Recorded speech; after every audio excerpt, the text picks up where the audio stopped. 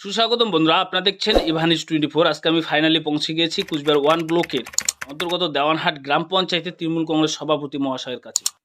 আমাদের যেটি প্রথম পূজা নিয়ে কি বলবেন সাধারণ মানুষ? প্রথমে নমস্কার জানাচ্ছি আপনাদের চ্যানেলকে, সঙ্গে নমস্কার জানাচ্ছি সমস্ত যারা আমার আজকে এই চ্যানেলের মাধ্যমে যারা দেখছেন তাদের সকলকে আমি নমস্কার জানাচ্ছি। আপনারা পুজোটা উপভোগ করুন, পূজা আনন্দ করুন।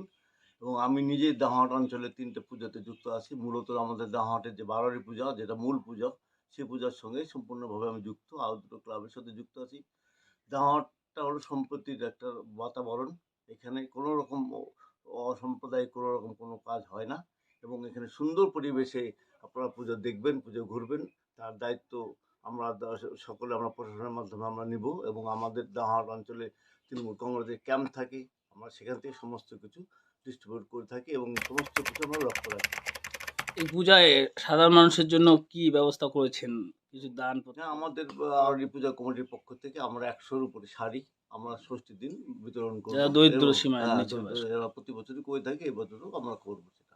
তো এবারে আপনাকে যে প্রশ্নটি না করলে নয়, আমরা দেখেছি উত্তরবঙ্গ পেপার এবং এই যে আবাস যোজনা সবকিছু মিলিয়ে একটা হই হুল্লোড় চলছে সাধারণ মানুষের মধ্যে।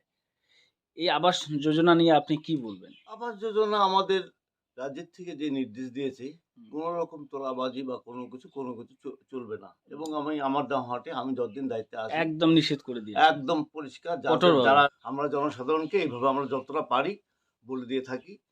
এরা তাতে আশা করি দেওয়ানহাটে অনেকটা এইগুলো কমে গেছে। দেওয়ানহাটে এইসব ব্যাপারে কমে গেছে না নেই? কি বলবেন? তো কমে গেছে মতলব তো কিছু আছে। আজকে তো 4 বছর যাবৎ ঘরই নেই।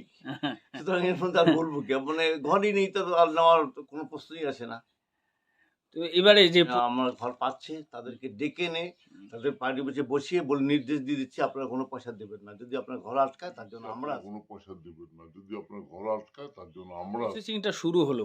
কবে থেকে প্রসেসিং শুরু হবে? সাধারণ মানুষকে যদি একটু এই বলেন। নভেম্বর থেকে প্রসেসিং হবে। 20 ডিসেম্বরের মধ্যে টাকাগুলো ঢোকা শুরু করবে। 20 ডিসেম্বরের মধ্যে টাকা ঢোকা শুরু তারপরে হবে। এইবার হুম। বিডিও নিজে থাকবে, প্রশাসনের পুলিশ অধিকারিকরা থাকবে। হুম। এবার একটু অন্যরকম ভাবে এটা চলছে। এরা যেন কারচুপি না হয় সেই ব্যবস্থা আমরা দেখছি।